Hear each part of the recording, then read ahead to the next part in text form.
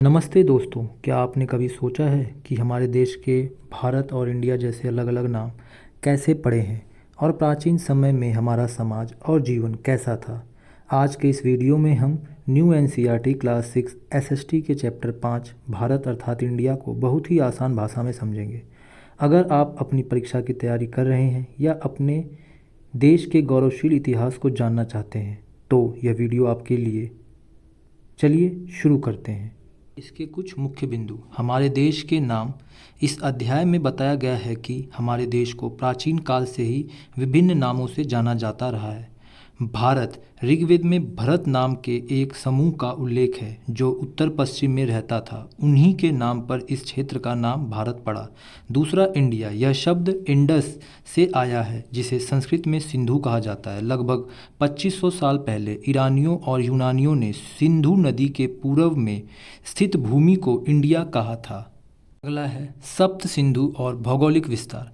प्राचीन ग्रंथों में भारत के उस हिस्से को सप्त सिंधु कहा गया है जहाँ 7 नदियाँ बहती थीं। हिमालय से लेकर समुद्र तक फैला यह विशाल भूभाग अपनी प्राकृतिक सीमाओं के कारण एक विशिष्ट इकाई बना है, जैसा कि आप इस मैप में देख सकते हैं। पॉइंट है वेद और साहित्य।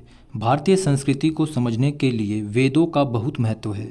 ऋग्वेद ये सबसे पुराना वेद है, लगभग 3500 साल पुराना। इसमें 1000 से ज़्यादा प्रार्थनाएं हैं जिन्हें सूक्त कहा जाता है। अन्य 3 वेद हैं, सामवेद, यजुर्वेद और अथर्ववेद। पॉइंट है समाज और जीवन शैली। प्राचीन काल में समाज का वर्गीकरण काम के आधार पर होता था। पुरोहित, ब्राह्मण जो यज्ञ और अनुष्ठान करते थे। दूसरा, राजा। ये आज के राजाओं की तरह नहीं थे। इनके पास न तो महल थे, न बड़ी सेना और न ही ये कर या टैक्स वसूलते थे। तीसरा, विश्व या जन। सामान्य जनता को विश्व या जन कहा जाता था, जैसा आपको इस फोटो के माध्यम से समझ में आ रहा होगा। अगला महत्वपूर्ण पॉइंट है पुरातात्विक साक्ष्य। इतिहासकार खुदाई में मिली वस्तुओं जैसे बर्तनों, औजारों और कब्रों के माध्यम से उस समय के लोगों के जीवन का पता लगाते हैं। इनाम गांव जैसे स्थलों से हमें प्राचीन बस्तियों और खान पान के बारे में जानकारी मिली है।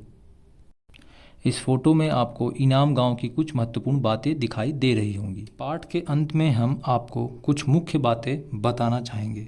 भारत की एकता उसकी विविधता और प्राचीन इतिहास में छपी है। भाषा, नदियाँ और साहित्य जैसे वेद हमारे इतिहास के सबसे बड़े स्तंभ हैं।